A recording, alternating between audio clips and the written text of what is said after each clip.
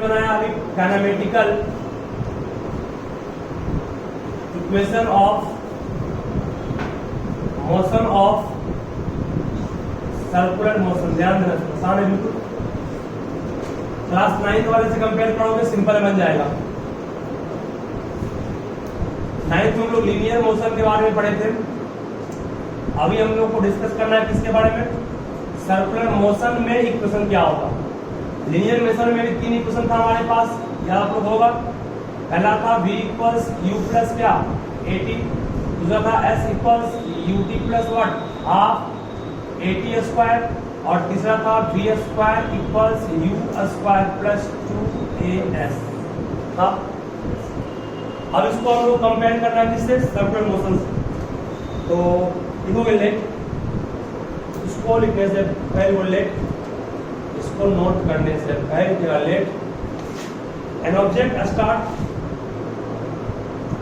Late an object start revolving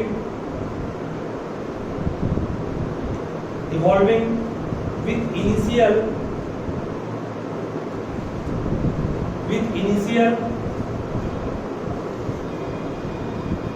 initial angular velocity।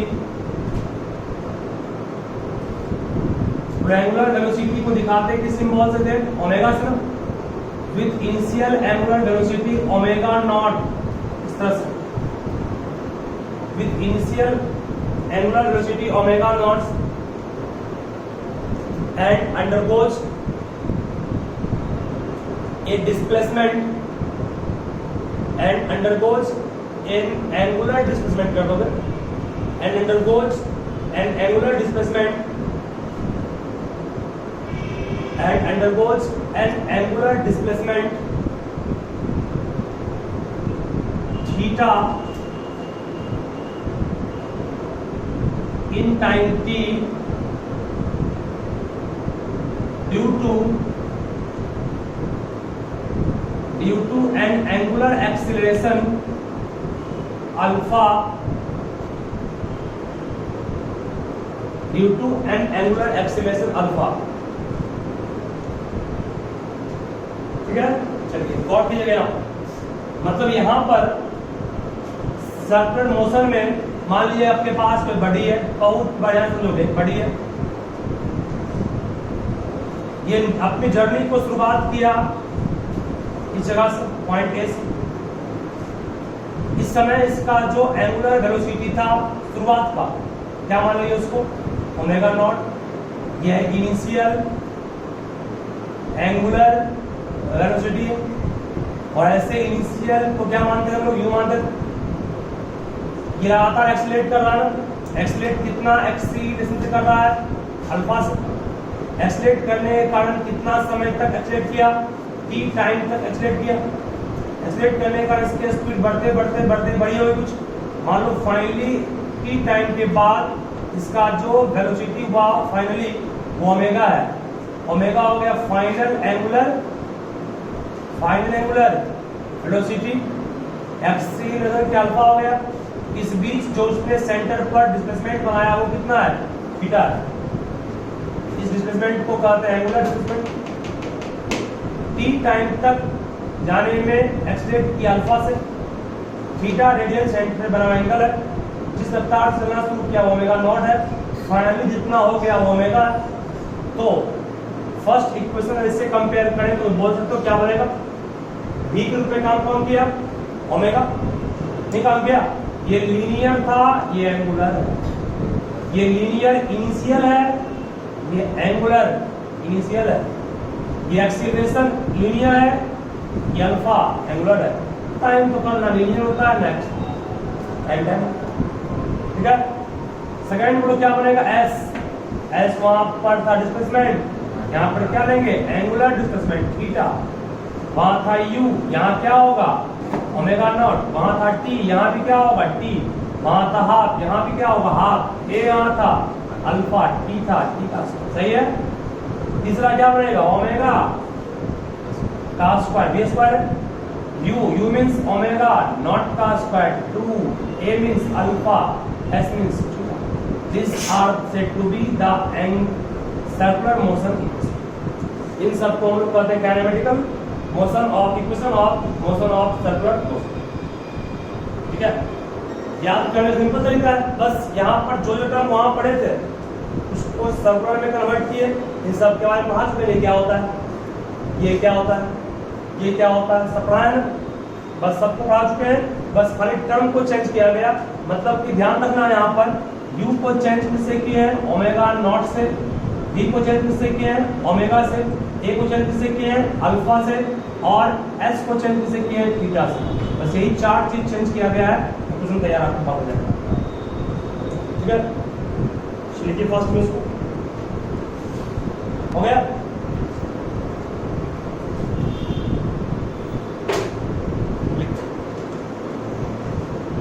Uniform circular motion, इस पर एक question रहेगा, इसको पहले प्रूफ करेंगे, उसके बाद टॉपिक बनाओ नेक्स्ट, यूनिफॉर्म सर्कुलर मोशन। कोई motion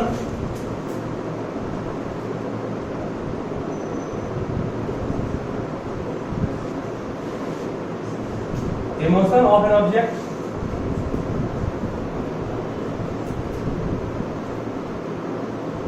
a motion of an object along a circular path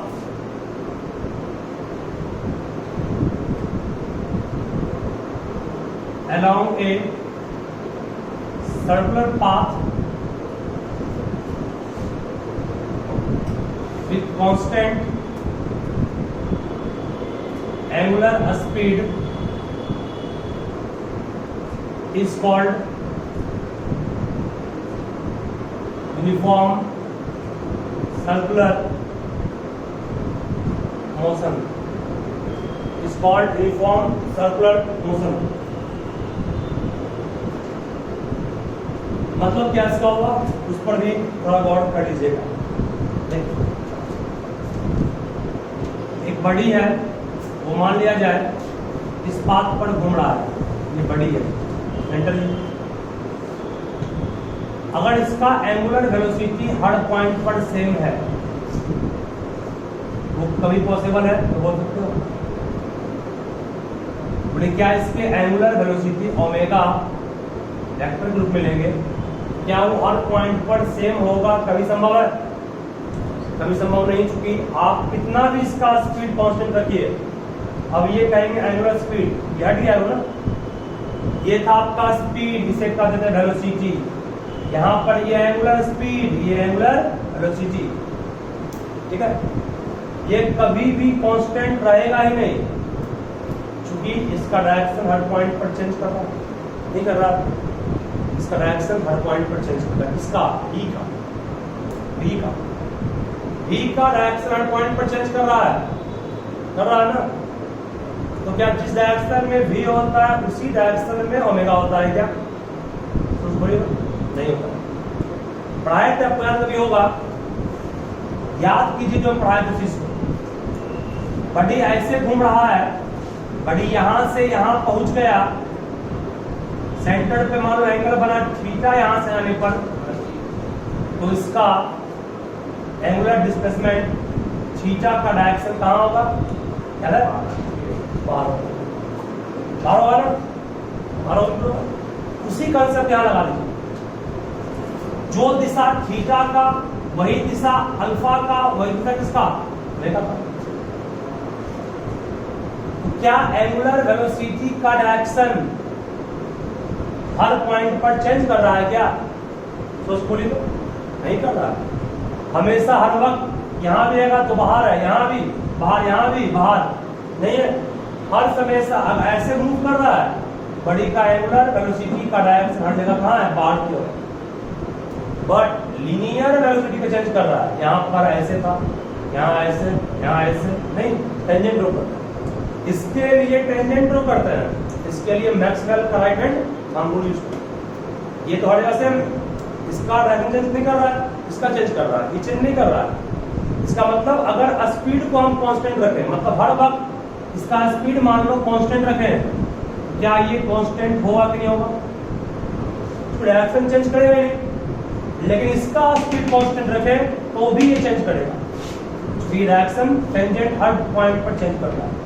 इसका डायरेक्शन टेंजेंट से निकालते हैं, है ना, इसका डायरेक्शन टेंजेंट से निकालते हैं, क्लास 9 में पढ़ेंगे आप लोग टेंजेंट ड्रॉ करके। बट इसका डायरेक्शन इस थंब रूल से लगाते हैं, इस पॉइंट पर बाहर, यहाँ भी बाहर, यहाँ भी बाहर, हर जगह बाहर होगा, यहाँ भी बाहर, तो डायरेक्शन हर जगह आउटवर्ड ही है। और ऐसे बड़ी घूम रहा है तो ठीक है। और हम लोग क्या किए, आप इसका स्पीड का अमाउंट भी कांस्टेंट रखें, मतलब ओमेगा का मान अगर 2 रेडियन पर सेकेंड हर वक्त रख रहे हैं, क्या ओमेगा वेक्टर भी कांस्टेंट होगा कि नहीं होगा? तो क्योंकि डायरेक्शन इसका चेंज नहीं करता हर जगह। बट यहाँ पर कहीं अगर हम बॉडी का स्पीड 2 मीटर पर सेकेंड रख रहे हैं, क्या ये चेंज कर रहा है? हाँ, ये चेंज कर रहा है, डायरेक्शन हर जगह अलग अलग है, ठीक है। तो इसको कांस्टेंट रख के आप इसको कांस्टेंट नहीं कर सकते, बट इसको कांस्टेंट रख के इसको कांस्टेंट कहते हैं, ठीक है। मतलब हम लोग कर सकते हैं कि हम लोग यहां से एक इंपॉर्टेंट पॉइंट ये सीखे कि अगर इफ ओमेगा इज कांस्टेंट, ऊपर लिखाए भी है दैट ओमेगा क्या है, ओमेगा वो कहते हैं एंगुलर स्पीड, एल वाई कब चलाएगा, एंगुलर वेलोसिटी। अगर ओमेगा कांस्टेंट है, ओमेगा इज आल्सो कांस्टेंट, मतलब कि एंगुलर वेलोसिटी भी क्या होगा, कांस्टेंट होगा, क्योंकि इसका डायरेक्शन हमेशा एक ही दिशा में है, बाहर की ओर या अंदर की ओर, ठीक है। इसको कांस्टेंट रख के इसको कांस्टेंट बना सकते हो, बट v को कांस्टेंट रख के v वेलोसिटी वेक्टर को कांस्टेंट नहीं बना सकते, क्योंकि वो टेंजेंट पर डिपेंड कर रहा है और ये इस थंब रूल पर डिपेंड कर रहा है, ठीक है। चलिए, मतलब अगर ये कांस्टेंट है तो ये निश्चित रूप से कांस्टेंट होगा। तो अब कहोगे सर कभी पढ़ाए थे अल्फा, इस एक्सीलरेशन को rate of change of velocity कहते हैं। अरे गधा, ओमेगा को कहते थे D theta by D T नहीं कहते थे।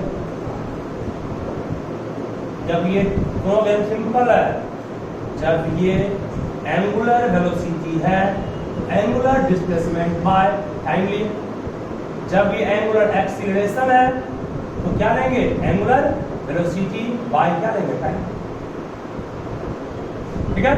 चलिए, तो यहां पर अभी जस्ट आपने देखा कि यूनिफॉर्म सर्कुलर मोशन में ओमेगा क्या होता है, ओमेगा क्या होता है, कांस्टेंट, इसके कांस्टेंट, किसी कांस्टेंट को डिफरेंशिएट करते हैं तो क्या मिलता है, 0 मिलता है। इसका मतलब हम लोग कहेंगे एंगुलर एक्सीलरेशन सर्कुलर मोशन में 0 होता है, बट एंगुलर वेलोसिटी उल्टा होती है। एंगुलर एक्सीलरेशन सर्कुलर मोशन में 0 होता है, but angular acceleration circular motion में 0 होता है। बट अगर बात करें लीनियर एक्सीलरेशन की, वो कभी 0 होगा, क्योंकि वहां पर भी हर पॉइंट पर चेंज कर रहा है, चाहे कितना तुम पॉइंट मूव कर रहे हो, भी हर पॉइंट चेंज कर रहा है। भाई अगर एक्सीलरेशन इसको कहते हैं लीनियर एक्सीलरेशन, इसका थोड़ा क्या होगा, dv बाय dt। क्या ये कांस्टेंट है? नहीं। जब ये कांस्टेंट नहीं है, वेरिएबल है, a तो हर जगह लगाएगा ना। इसका मतलब a is not equal to 0 for circular motion, but v alpha is always equal to 0 for if, but condition क्या, if omega is constant, ठीक है। मतलब तुम यहाँ से मेरे ये नोट करोगे, यूनिफॉर्म सर्कुलर मोशन में एंगुलर स्पीड को कांस्टेंट रख रहे हैं तो एंगुलर वेलोसिटी भी एनी हाउ कांस्टेंट होगा, और एंगुलर जब वेलोसिटी कांस्टेंट होगा तो एंगुलर एक्सीलरेशन का फॉर्मूला पढ़े, angular displacement, angular velocity by time. जब ये कांस्टेंट है, कांस्टेंट का डेरिवेटिव क्या होता है, जी, ठीक है। देखिए